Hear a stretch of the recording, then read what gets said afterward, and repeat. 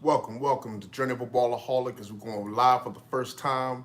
Man, listen, the finals are here. This is what we've been waiting for, and we got the NBA Finals Game 1 in the book. So we're going to let a couple of people come on in here. Listen, I appreciate everybody for taking the time out on this good old Thursday to take a look at this, my first live session on YouTube.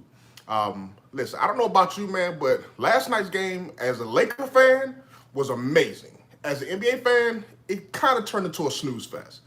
But what can we expect? I mean, when you got LeBron James and Anthony Davis, it's hard to beat that, man. It's going to be extremely hard to beat that. So we're definitely going to get into that in the live session today. Like I said, I want to give just a little bit more time before we go ahead and get started. Like I said, this is my first time doing this, so I want to make sure I've got all my setup, everything right. But everybody who's already in the chat right now, I appreciate you for tuning in. Just give me maybe another 30 seconds. We're going to get this thing really kicked off, and I'll dive into game one and what my thoughts were. And then we'll kind of hit on some other topics before we wrap this thing up. All right, give me 1 second. Let's see what we got here. All right. We got that set up there. Let's see if we can do this audio, maybe from audio. My channel.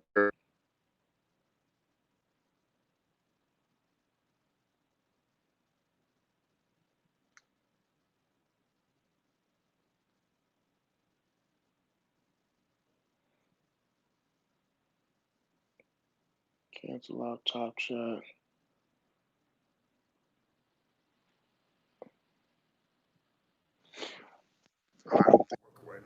All right, so let's go ahead and dive into this thing, man. Right now, listen, once again, welcome back to Journey of a Ballaholic. I appreciate everybody who's in the chats right now. Hopefully, I'll be able to see your chats when you come through. Now, keep in mind, this is a members-only chat. So for those that are not part of the membership, listen, you can still watch the live show, but only members will be able to comment and be able to go into the question and answer session. This is a new section that I set up on the YouTube channel where if you click the Join Now button, you'll be able to see where you can sign up for the membership, where there's a lot of different features in there. You know, we're going to be covering live Q&A sessions on a regular basis. I have a new series, which is called Cooking with the General, where we'll be going over, talking about not only cooking and prepping and drinking wine and doing all types of good things like that, but we're going to be discussing a lot of different basketball topics. I mean, we got the finals, but we also got the NBA draft coming up. We got free agency, the offseason moves, coaching changes, everything is going to be discussed on that particular series. But this right here, like I say, is a live Q&A session. But unfortunately, only the people who have subscribed will be able to, whose comments will actually show up, that I'll be able to see. But everybody else, please feel free to enjoy this.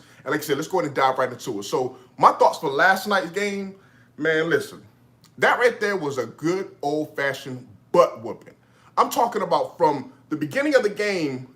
Like I said, and you got to remember, I wear two hats here, right? I'm an NBA fan, and I like to kind of break down things from a unbiased perspective, but I'm also a Laker fan. I mean, let's not get it twisted. I'm a Laker fan, you know, from since '89. So seeing the Lakers go out there and dominate was good, but it started off a little slow. That Miami Heat team came out and they were rolling. I mean, how many times did you see a corner three being hit? And I was just sitting there like, where's the defense on these corner threes? Jimmy Butler from the corner, Crowder from the corner. They were able to exploit the Laker defense initially, getting those corner shots off. Once the timeout was called and, you know, the Lakers kind of settled in, that's when they took off running, man. And they did it, and it all started with defense. One of the things that I love seeing that you had to kind of pay attention to was the fact that the Lakers were prepared. Like, Eric Spoelstra's a really great coach. To me, he got out-coached yesterday. And it wasn't, it may not have been obvious, but Eric Spoelstra was out-coached because Vogel seemed to be better prepared. Not just from a player standpoint perspective, from a schematic standpoint. How many times did you see Duncan Robinson, wherever he was going, there was somebody always with him at every moment in the game? Like, they knew the plays that Miami was running, and they were able to counter that defensively and to be in right position. Miami, other than that beginning, like the first 6 minutes of the game, they didn't get a lot of open shots. Like, most of their shots were contested, specifically their shooters. Dragic had a slow start prior to his injury, which we'll get into. Dragic had a slow start shooting. Duncan Robinson had a slow start shooting. Tyler Hero came in, and he gave some good minutes initially, but then they started to kind of key in on him as well. Listen, this team here, once they settled in, the Lakers that is, it's tough to really match up with them from a defensive standpoint because they're so long, so athletic. And that's what you saw was on full display last night. So I think one of the biggest mistakes and one of the reasons why I say Vogel out Coach Spoelstra is if you watch my last video, I talked about the reasons and the why as far as Miami being able to win this championship, win this series. It started with their defense. They did exactly what I thought they should not do. They went man-to-man from the beginning of the game and played a lot of man.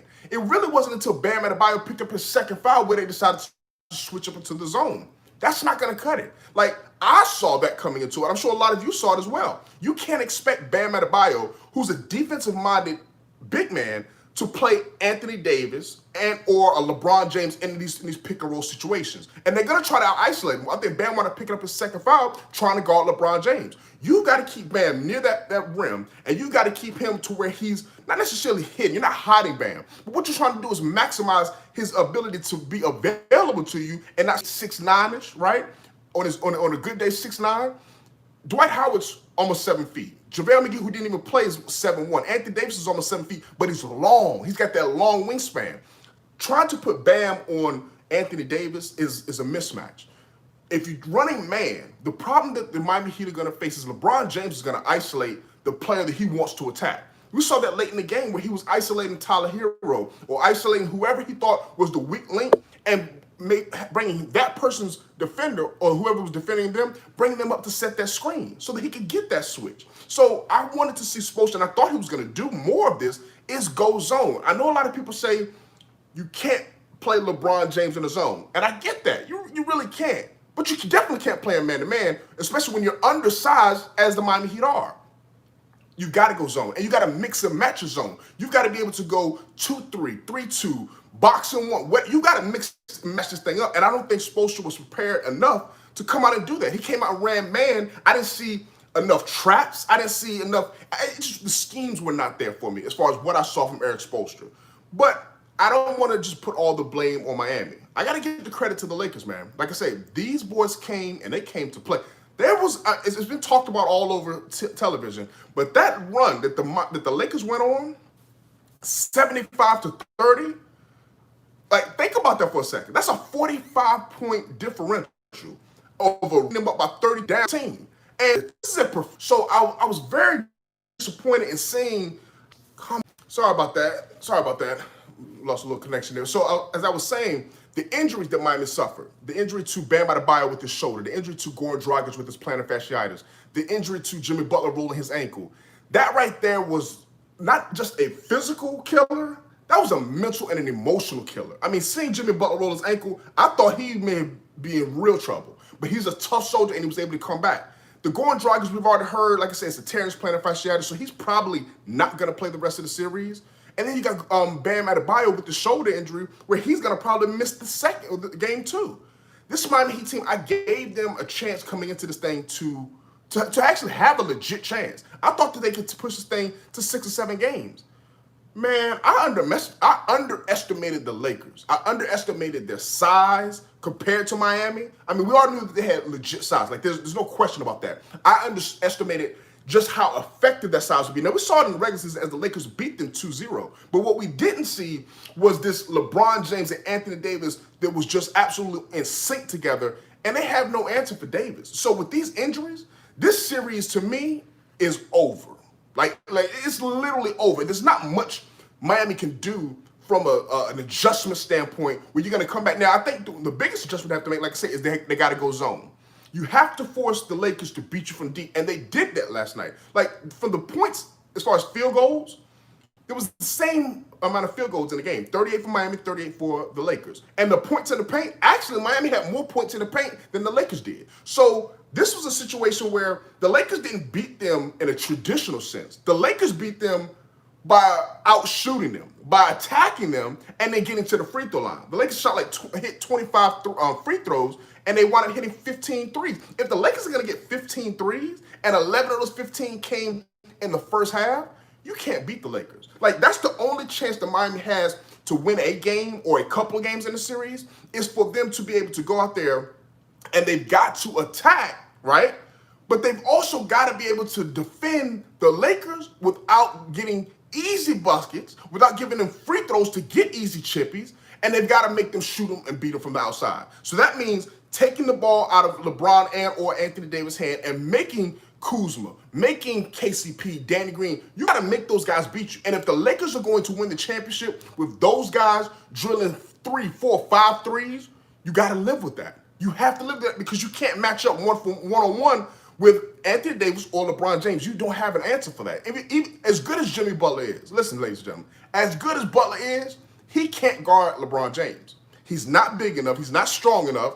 And LeBron's just too good. He's too smart. So you got to go zone. And you got to mix that zone up and force those other guys to shoot. And if they miss, then that's when you got a chance to rebound because they got killed on the glass. You rebound, and then now you're able to run your offense. But without Goran Dragic, now we're going to see Kendrick Nunn come in. And so that's going to be interesting to see how does Kendrick Nunn, who had an amazing game one, which he kind of, was kind of, out of the rotation due to the whole COVID situation, how does he play now that he's going to be a starter? Now that the Lakers are going to start trying to scheme against him, because you got to remember, the Lakers have gone up against legitimate point guards all playoffs. First it was Dame Lillard. Then you had to deal with Russell Westbrook and James Harden. Then Jamal Murray. And then you had Goran Dragic, who they had pretty much under control prior to his injury. And now they got to go and start game planning for Kendrick Nunn, who, like I say, who broke out when they were playing against him. So it's going to be really interesting to see the adjustments that's made.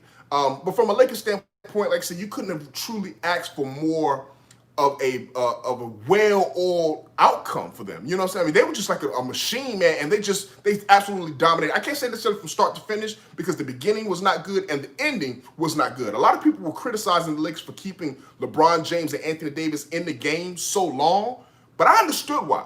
Like, this is not about stat padding. Understand this. This is the finals.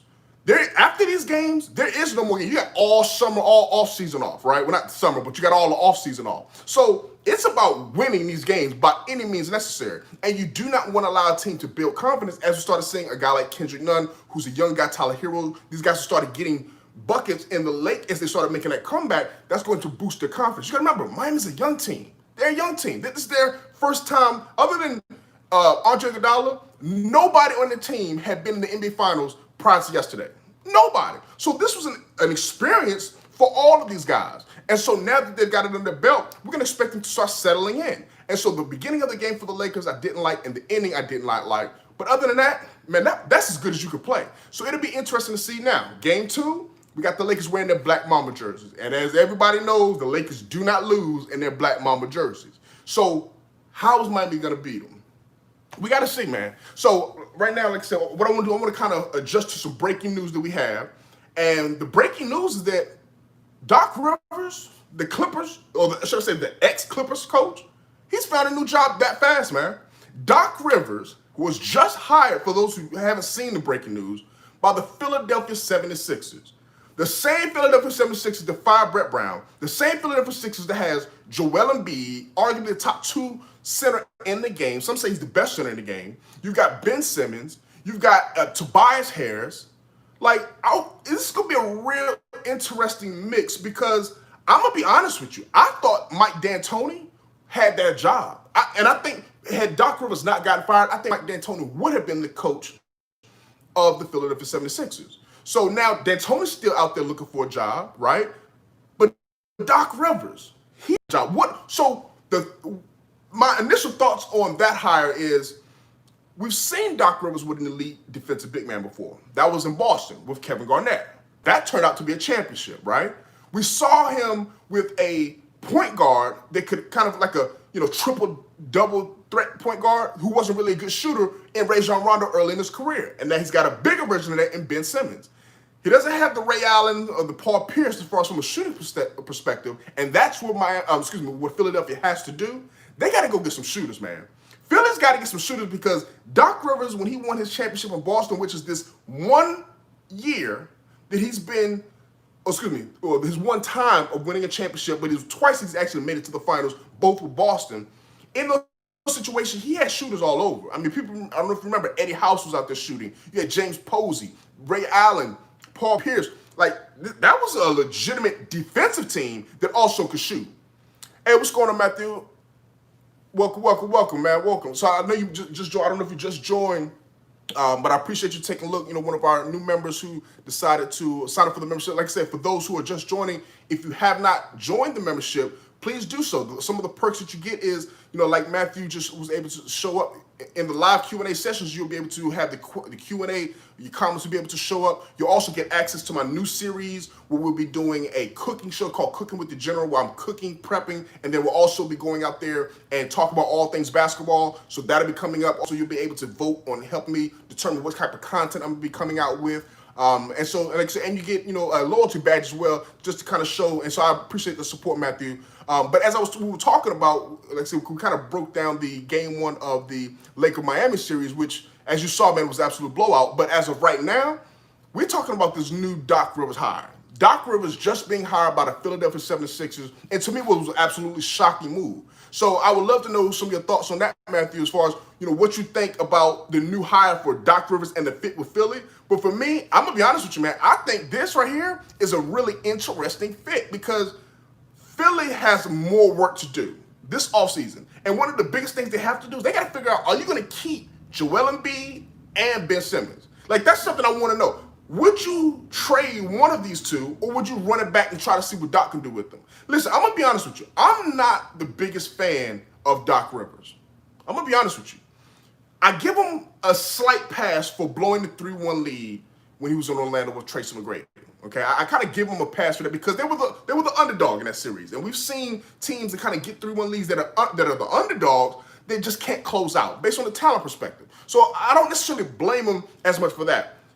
2015 with the Clippers, with Chris Paul, Blake Griffin, DeAndre Jordan, like that team should not have blown a 3-1 lead. I don't care about underdog favorites. Like that was a legitimate team that should have been to the conference finals, if not competing competing to get to the NBA championship.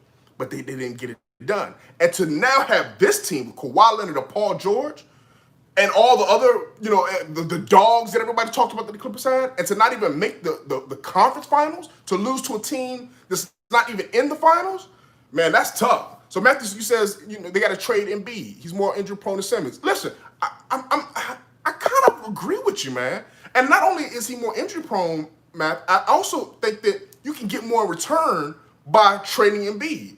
So you get rid of the guy who's more injury prone, but you also are able to bring back a better haul than if you trade Ben Simmons, because Joel Embiid, as of right now, is the better between the two. So I think they'll get more return.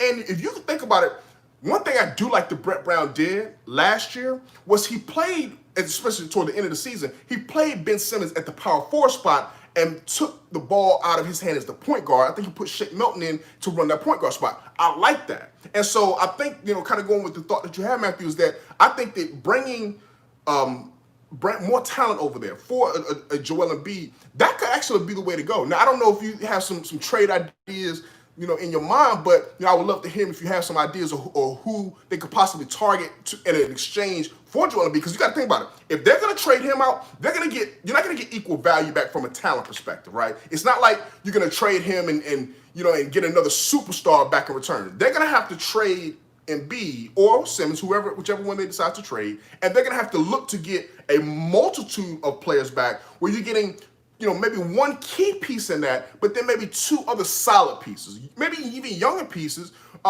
guys who maybe not as proven, but guys that fit the system and they can fit around the star a lot better. And if Joel Embiid is going to be traded, that means Ben Simmons is the guy you're looking to build around, and that's where I think Brett Brown was kind of onto something, right? Like the way that the Golden State Warriors use Draymond Green, that's the way I would love to see Doc Rivers use Ben Simmons. This is what I mean by that. Like, we all know that Steph Curry is the point guard on the Golden State Warriors team, but Steph Curry usually doesn't lead that team in assists. It's Draymond Green. Because what they'll do is they'll run a pick and roll where Green sets the pick, then he slips that pick, and then now Steph Curry, who's getting a double team or getting a lot of their attention out there, he's able to get it to Green, and now Green is the secondary playmaker behind the defense who has an advantage and now can see the floor and can make the right pass. I think if you put Ben Simmons in that perspective where he's attacking downhill and now he's got the ability to either finish or kick it out to an open shooter, that's going to be a better use of his talent compared to trying to just put him at the top of the key, with the 5 defenders out looking at him, and then trying to have the ball in his hand and trying to navigate through that. Teams are just they're not going over the pick. They're dropping under the pick and they're daring him to shoot, and he just does not have the confidence. So that's going to be an interesting thing, man. Is just to see what could Doc Rivers do with this new Clipper team. Like I'm still trying to process this whole concept of Doc Rivers back in the Eastern Conference after spending 7 years in the West. And listen, the East, be very clear. The East is going to be a beast next year. I don't know if you all heard the comments that have been out there, but there were some recent comments made and it was posted today by one Kyrie Irving. And it was kind of a shot, kind of like a subtle hint, a little subtle shot at LeBron James, it seemed like. You know, LeBron, like I say, he's in the finals, about to win his 4th championship. And Kyrie kind of threw it out there saying that this is the first time he's had another player on his team that he felt like at the end of the game could take those types of big, profanity word used shots, those MF shots. And I'm like, hold on. So is that a shot at LeBron, or is he just really praising Durant? And I think it was a little bit of both. But I say all that to say the Brooklyn Nets are going to be legitimate next year, right? They just signed on Steve Nash to be the head coach. You've got Brooklyn. You've got the Miami Heat, who will be back next year. You've got the Boston Celtics, who have another year of experience. We got to see what Danny Ainge does with that front court, because he's got to improve that front court. We'll have the Toronto Raptors. I think Marc Gasol is about to move on and go back over to play in Europe, but they're still going to be talented. They're still a young team that's going to continue to get better. OG Anunoby, some of the young guys, Terrence Davis, Boucher. I mean, they got some young guys who will continue to get better, and they still have Siakam, who should still get better and try to take another step, another leap. Kyle Lowry back. So Toronto will be there. Philly is going to be there.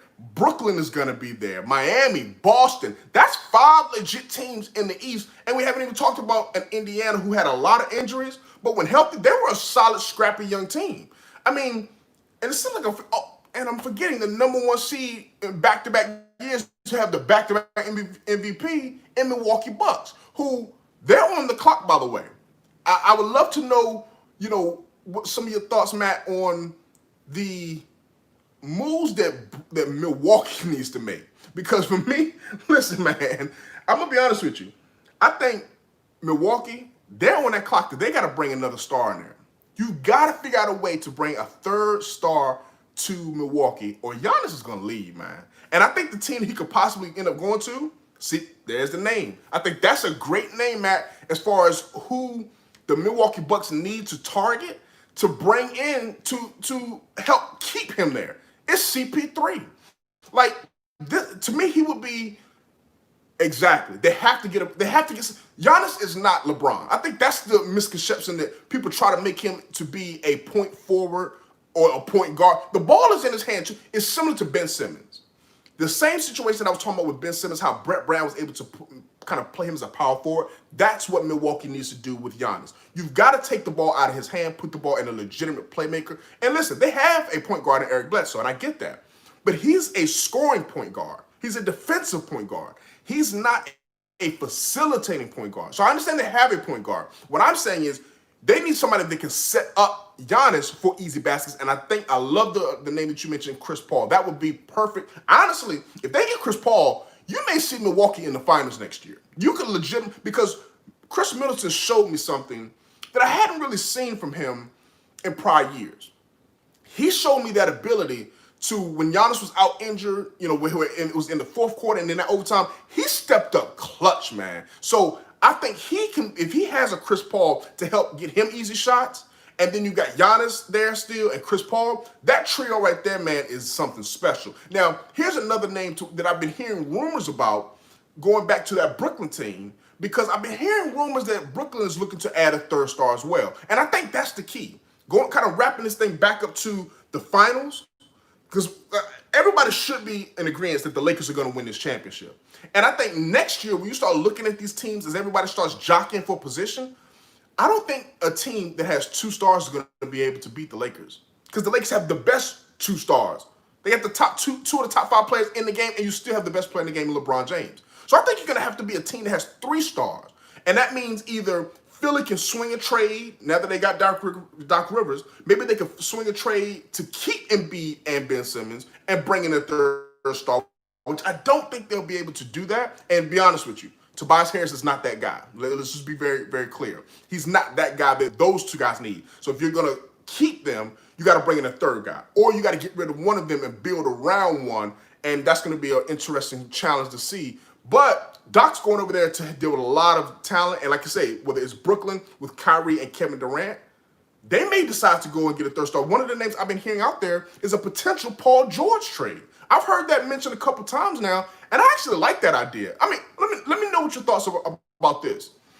What about the Clippers trading Paul George to the Brooklyn Nets for this package here? What about Spencer Dinwiddie, Karis LeVert, first round pick, because we know the Clippers don't have any first round picks until 2027.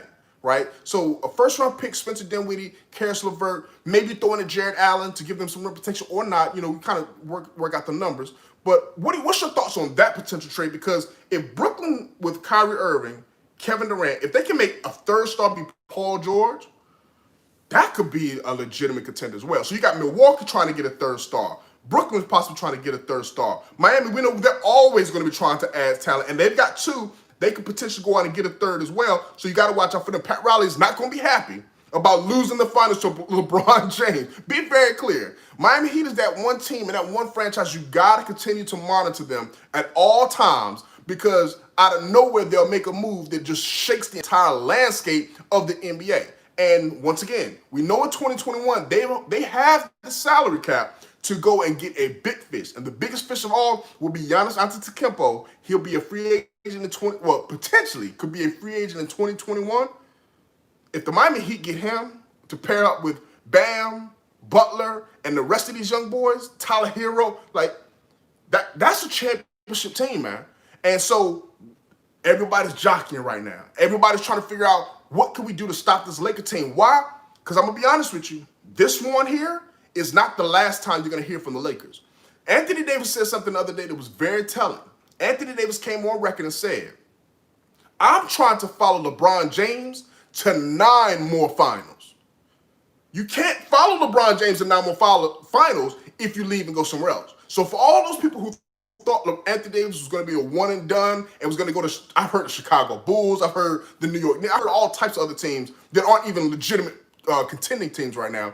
Anthony Davis is going nowhere. He made that very clear. He's sticking with LeBron James. LeBron James, first of all, is not leaving the Lakers. He'll finish his career there. And Anthony Davis, based on his comments, he's ready for this big-time spotlight. He's showing you in the spotlight he can perform. I mean, this man right here is 34 points. 34 points. Think about this for a second. The 34 points that Anthony Davis put up yesterday was the third highest. I think it was after LeBron James, not LeBron, Kevin Durant, Allen Iverson, and Michael Jordan, the only 3 players. So it was the 4th highest scoring NBA Finals debut in NBA history. Allen Iverson had 48. You had Michael Jordan and Kevin Durant, who both had 36. And then Anthony Davis is the 4th highest playoff debut in the history of the game with 34 points. And it was tied for 3rd as far as just the Laker debut, not a player's finals debut, but as a Laker debut. He was behind, what's his name? He tied with Elgin Baylor. He was behind Shaquille O'Neal. You know how dominant Shaq was back in the in 2000. That was one of the most dominant seasons of all time. So that's how dominant Anthony Davis was, man. I mean, he came out there and he was unstoppable. And with the size that he has, and then keep in mind, he's the power forward. Like Dwight Howard was out there bullying these boys. Like, keep this in mind. The Lakers had 4 guys that had 8 or more rebounds last night. Kuzma had 8. I think Dwight Howard had 8. LeBron had 12, 13, something like that. Anthony Davis had 9. They had 4 guys that are 6'9" or taller that out-rebounded every single person on the Miami Heat team. Now, granted, I understand Bam got hurt, but Bam was struggling to rebound against Dwight Howard and Anthony Davis. You could see the size difference and the length difference when every time he was going for a rebound. It was like he's battling against 2 guys and 4 different arms every time he was jumping. It was outrageous, man. I kind of felt bad for Bam because I like him. I like his intensity and his tenacity. He just is undersized, man. The heart of a champion. I mean, he's got the heart, he's got the IQ, got the talent. He's just not big enough. He really needs to play that power forward spot. and we'll have to see what we can do with that. But we're down. So yeah, man. I think at the end of the day, I look at a situation where the Lakers, man, they're gonna win this chip. And initially, I had them winning it in 7, possibly winning it in 6.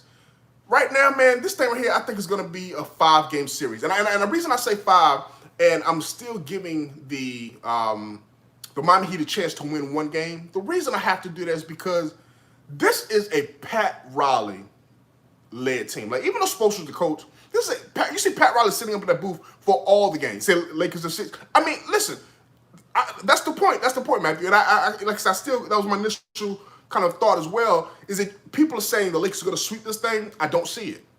I don't see the Lakers sweeping them. Not because the Lakers aren't good enough. Like, let's be very clear. They're good enough. But the the Miami Heat, they're not going to give up.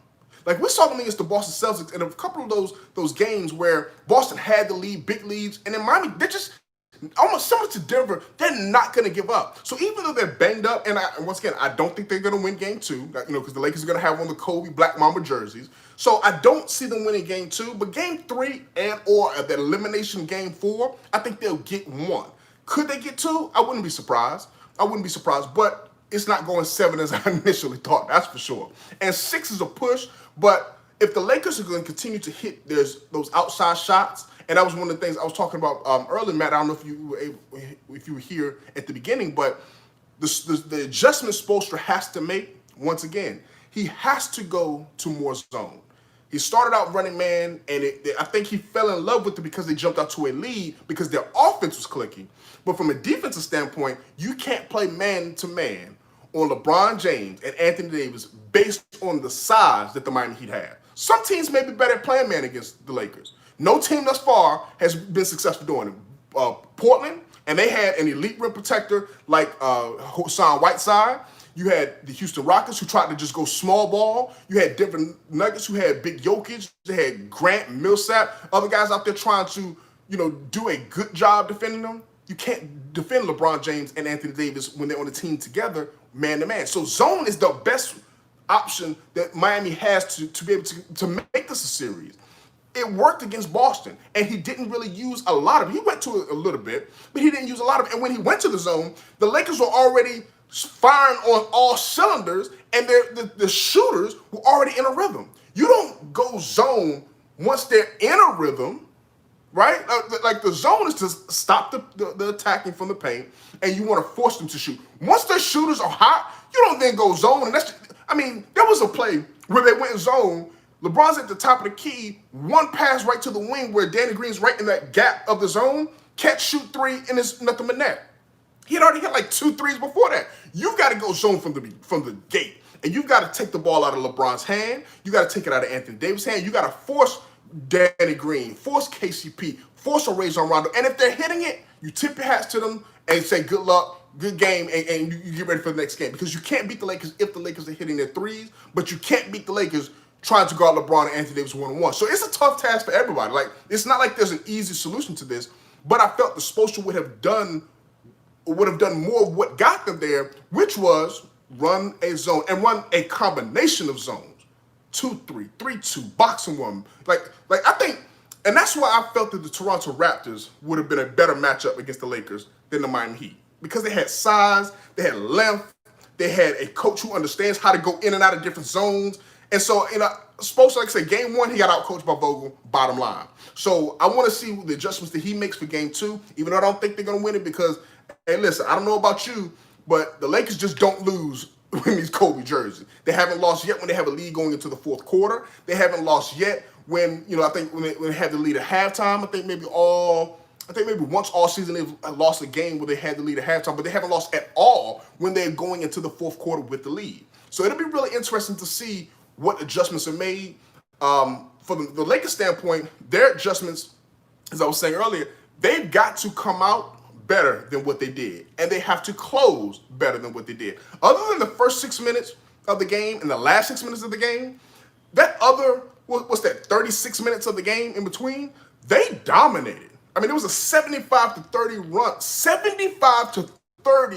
run that the Lakers went on to turn a 13-point deficit into a 32-point lead. Think about that for a second. 75-30 run. That's bananas. And so to see that, man, was just, it was like mind-blowing. But how do you stop a run like that? You don't stop a run like that with your offense. You stop a run like that with your defense. And so that'll be interesting to see how he does it. I want to see some, one of the things he may want to do is he may want to play Kelly Olynyk and Bam together. You may have to just go more of going big. Like a lot of the season, you saw Myers Leonard, who was starting at the center spot or starting next to Bam in that front court. And, Myers Leonard has been out the entire playoffs. But that may be something where you want to go with bringing Kelly Olynyk in to start the game, especially because the Lakers, the way they did their substitution in game one, they took JaVale McGee out of the series. And what they did was they brought in Dwight Howard to start, which I love that coaching change, number one. I think you definitely should have rewarded Dwight Howard for his excellent play. But when Dwight Howard and Anthony Davis are in there, they're going to be in there for, the first 6 minutes, right? Or first, 8 minutes, whatever it may be in that rotation. And that's when you need two bigs in there. Kelly Olynyk, he's not the best defender. He's not the best rebounder, but he gives you more size. And I think you run a zone with more size in there on that back line to help on the boards, and then bring Crowder in off the bench, right? Bring Crowder off the bench so that when the Lakers go small, because after Dwight Howard goes out, we're not seeing JaVale McGee come in. Anthony Davis slides to the 5, Kuzma or Marcus Morris, those guys start coming in to play at that 4 spot, and that's where I think Crowder could come in and kind of match up with those guys, because Crowder cannot guard Anthony Davis. I mean, bless his heart, but that's just a mismatch, right? And so that would be something that I would want to see if that adjustment is made. From the Lakers standpoint, like I said, it's not much going to really adjust on. I do kind of hope that Frank Vogel could get JaVale McGee some minutes. Like I said, even at the end of the game, I don't recall JaVale McGee getting in the game at all. You know what I'm saying? And to me, even though he hadn't been playing great these playoffs, you still want to keep guys engaged. And like I said, from the locker room, from a chemistry standpoint, he's there. I mean, these guys seem to be loving each other. But I want to see JaVale McGee continue to be in the rotation because he's been an integral part all season long playing next to Davis. So even though you bench him for Dwight Howard, which I think is a smart move, I would like to see him get a little bit of time. It was good to see Quinn Cook get in there, hit a shot. That's an interesting comment you got there, Matt. LeBron has to be more aggressive. You know what? That's an interesting comment because LeBron, prior to like the last couple minutes in the fourth quarter, I think he was sitting on like 18, 19 points, and then he went on a late burst to kind of get to 25, but he wasn't the normal LeBron like we saw in Game 5 of the Western Conference Finals. He wasn't that LeBron. So it will be interesting because here's another kind of, subplot to this whole NBA Finals because as we all should agree, the Lakers are going to win this thing. Who's going to win Finals MVP? Like, there's a Finals MVP race going on right now, and it's not between the star from the Lakers and the star from the Miami Heat. The battle's between the two stars from LA. And right now, Anthony Davis, in my opinion, is leading the MVP race. I understand LeBron James had more rebounds, he had more assists, and he had 1 steal to Anthony Davis 0. So in those 3 categories, he won, and his field goal percentage was slightly better than Anthony Davis. But this did lead the team in scoring. He led the team in blocks. He had less turnovers, less fouls. They both were the same percentage from 3, 2 for 4, but he was a better percentage from the free throw line. So, and the plus minus, Davis played more, a couple more minutes more, but the plus minus was plus 23 for Anthony Davis, plus 10 for LeBron James. So I agree with you, Matt. I think LeBron James, I don't think he necessarily has to be more aggressive for them to win, because as we saw, they can win in blowout fashion without him necessarily being that aggressive. But I think we're going to see him be more aggressive because now it's a friendly race. Like it's not a Kobe and Shaq race where it's my team knows your team knows my. It's not that type of battle. I think we're going to see a friendly race between these two to get that Finals MVP. Now Matthew says get to the line more and put Bam in foul trouble. I agree. Now that I agree. Now and if you remember, LeBron James got Bam Adebayo's second foul on him, and he did that by attacking. But you're right. If they're going to play man to man, LeBron's got to attack that zone, and that's. If LeBron wants this Finals MVP, which I'm sure he does, because he was very boisterous about not getting the regular season MVP, which I don't think he deserved. I think Giannis deserved that based on his stats, based on the fact that his team had the best record in the NBA. So I do think Giannis deserved regular season MVP, but I think that he did not deserved Defensive Player of the Year, that should have went to Anthony Davis. But that's another conversation. As far as the Finals MVP, I think LeBron James wants that. And the reason I think he wants that, and I kind of know he wants that, look at that last bit of the fourth quarter. He was hunting out that last assist. I don't know if you remember seeing that. It was stuck on 9, and it was I think a pass to either KCP or Danny Green. It was one of them at the end of the game. He kicked it to him. They missed the shot, and you can see him just demonstrably just be mad and frustrated with that because that would have been his triple-double. Like, he understands his stats. Like, the stats are kind of up on, scoreboards and things like that. So he knows his stats, and he knows the history that he's chasing and the ghost that he's chasing, that being Michael Jordan. And so one of the things that has made LeBron the great player that he is his all-around play. And I think we saw that on display last night with him almost getting a triple-double. But, like I said, he had about 18, 19 points with maybe 5-6 minutes left into the game before he went into that late surge. So I agree with you. I think we will see a more aggressive LeBron James from a scoring standpoint, and I think we'll continue to see him draw, drive, and dish. And that's where I think Spoelstra has to take the ball out of his hand. You cannot allow LeBron James. You cannot allow LeBron James to pick apart your defense by playing man, because he will ice. Listen, we saw it last night. We saw it in almost every series. He'll find the weak link out there defensively. He'll tell that man to come up and set a screen, bring that defender up there, and they'll get a switch. Because if you don't switch, the person who's coming up to set the screen is going to get a wide open shot when they pick and pop. So he's going to keep doing that. Whether he's trying to attack Tyler Hero, whether he's trying to attack Bam, whoever it is, he's going to find that weak link and he's going to attack them. And so I agree with you, man. I think he definitely has to do more of that, and we'll see what he does in game 2. Do you have any other questions, Matt, about, whether it was game 1, whether it was, anything, whether the Doc Rivers hire, Kyrie Irving's comments, or just, anything in general that you wanted to discuss before we wrap this thing up?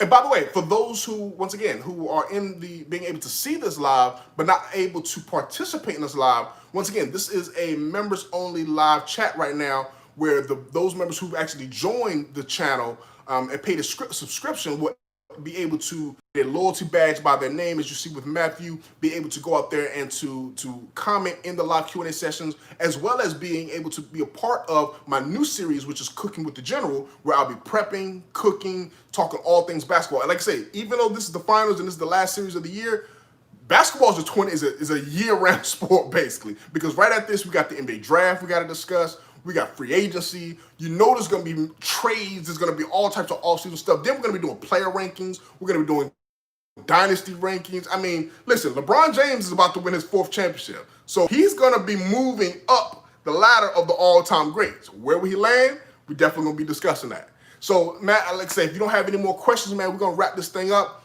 I appreciate everybody for coming out and taking a look. Like I said, this is my first live YouTube session since I've been doing this channel. And I appreciate everybody who subscribed to the channel. If you haven't subscribed, make sure you subscribe to the channel. Listen, every Monday and Friday, I'm doing episodes. So for those who aren't members, understand, even if you're not a member, you'll still have access to view these Q&A sessions, and you'll still continue to get my content on every Monday and every Friday at 6 p.m. That won't change whether you subscribe or not. And I appreciate everybody's support for, like I said, members or for those who just hit the subscription button. Like I said, everybody definitely appreciate that. Like I said, I've been doing this for a little over a year, and I'm just continuing to grow, continuing to enjoy this process. So I hope that the content that I've been giving you all, that you all continue to enjoy that. Like I say, Monday and Friday, I appreciate it, man. Thank you. Definitely appreciate that. Like I said, Monday and Friday will be the standard episodes, and then we'll definitely be doing the live Q&A. We'll be doing that. Matt, what I'll also do, Matt, is on Saturday, I know this was a better day for you to do the live, but I'll also be doing another live on Saturday where we'll be breaking down game 2. And then you'll be having that cooking show. The first episode of Cooking with the General will be coming out. I'll be putting a notification out. That'll be coming out in about a week or so as well. All right, so listen, I appreciate everybody's time, man. Listen, y'all be safe out there. Until next time, peace.